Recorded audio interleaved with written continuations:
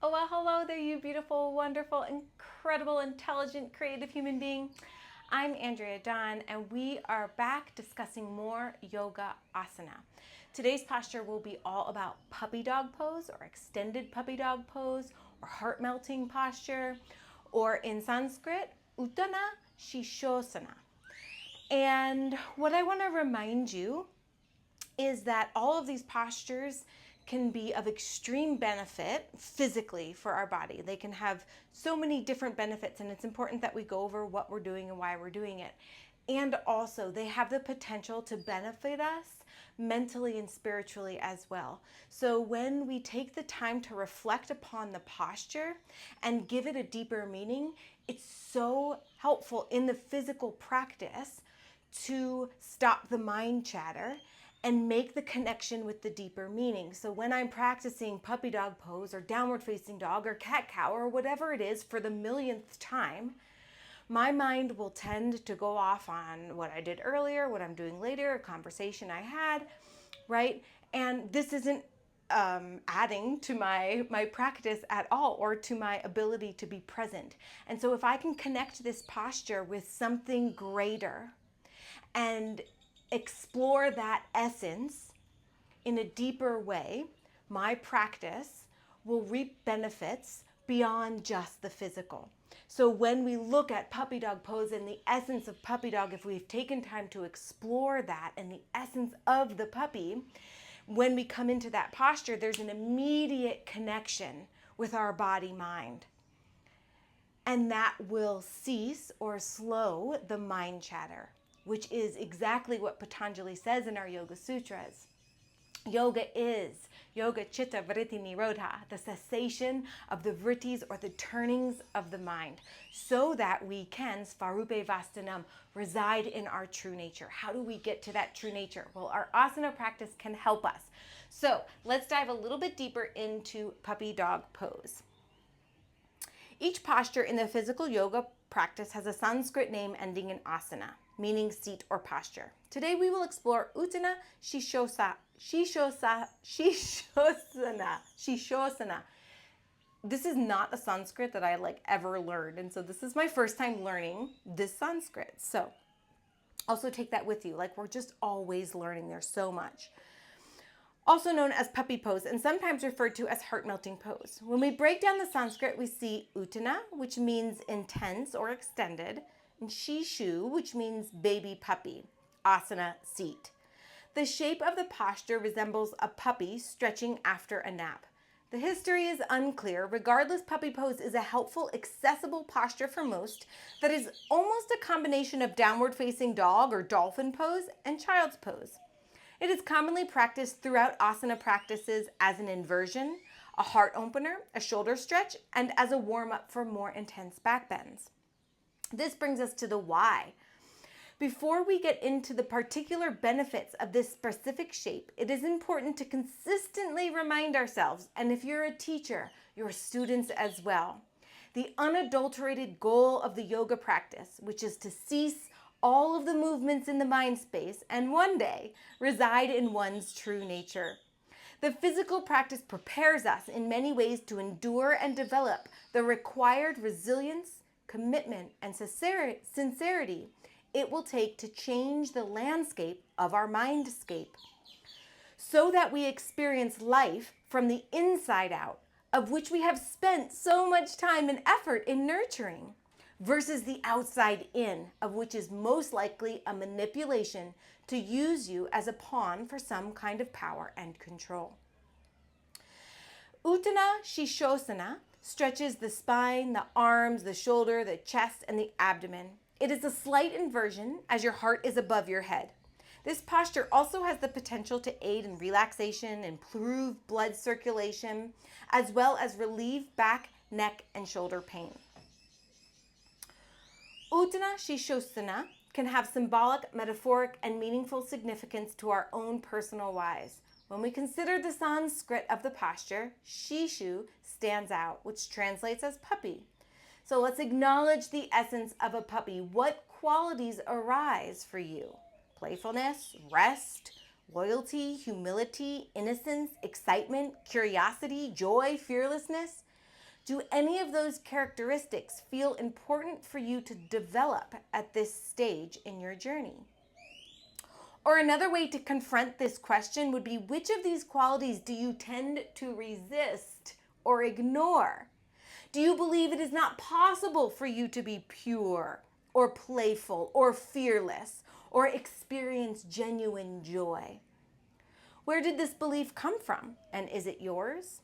What if you were to be forgiven or forgive yourself for everything in this moment? Who would you be? What would you do more or less of? So often our current behavior patterns and belief systems were born from a wounded place within us.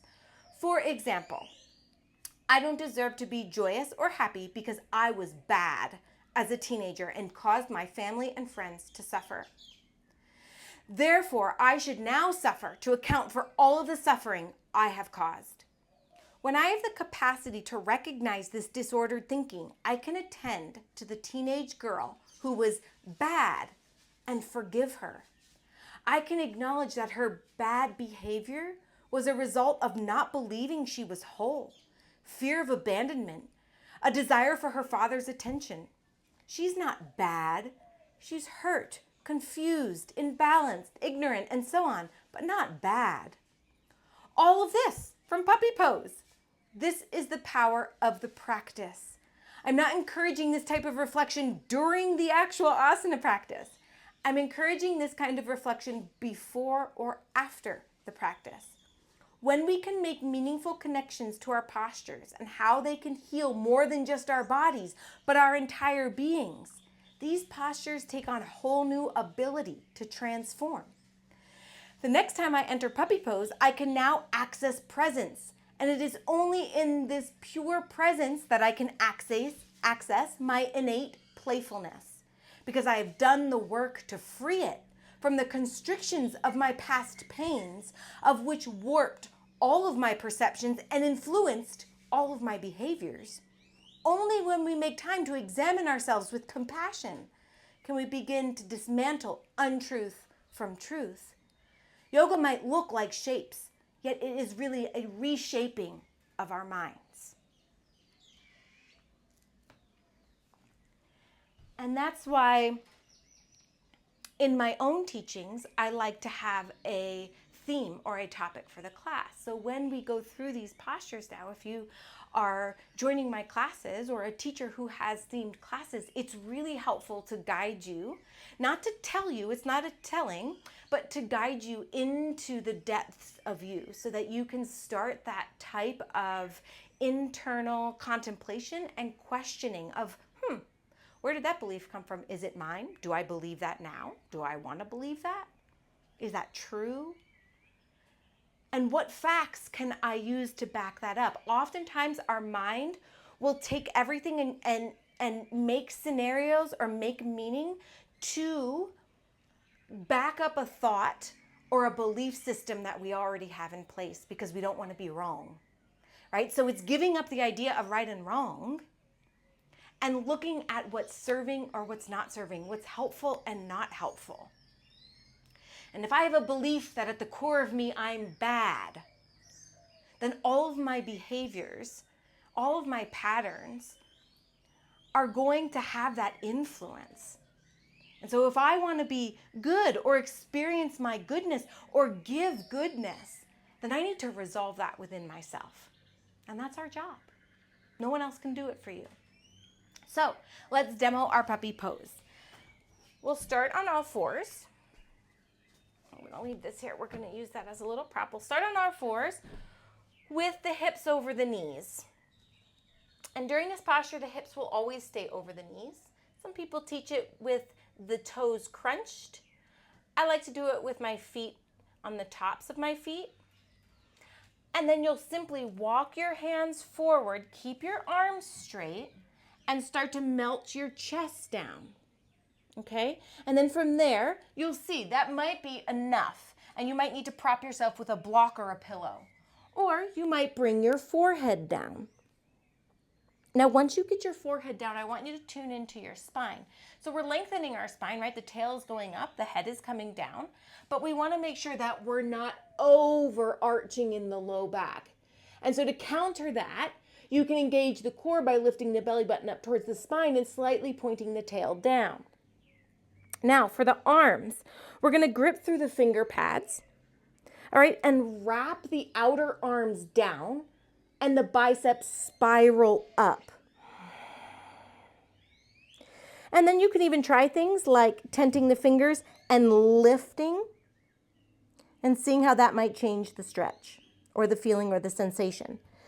If you want a little bit more, you can also melt the heart all the way down and bring the chest down. The chin will now rest on the mat and my gaze is forward. And we have to be very mindful of our necks and our low backs here. Other ways that you could work this posture would be to give more attention to one side and then the other. So you might lean over to one side, lean over to the other side. You could prop your hands or forearms with blocks, right? So I could bring my forearms or my hands to blocks here. I could do something like bend the elbows and place paired hands behind my head.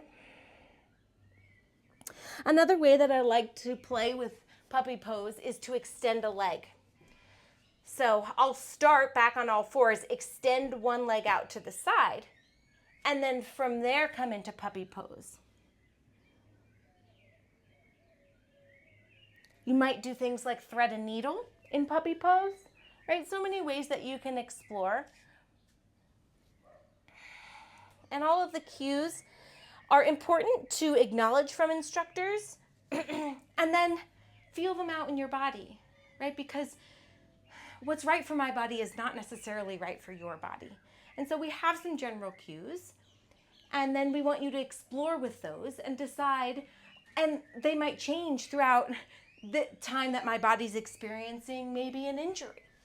So I might have to take different variations of a posture to accommodate my life and what's happening in my life. And that's the beauty of the practice. It's yours, and you are the authority of it. I hope this was helpful in understanding puppy dog pose and that it gives you some ideas for contemplation, for questioning, and to start to examine belief versus truth in your own life, in your own mind, and give you a deeper, more meaningful connection to the shape, so that when you arrive in that shape, you have the space to experience presence. And that's really what this entire practice is, experiencing presence without all of the filters that have been stacked up over a lifetime. My heart sees and feels and smiles to yours.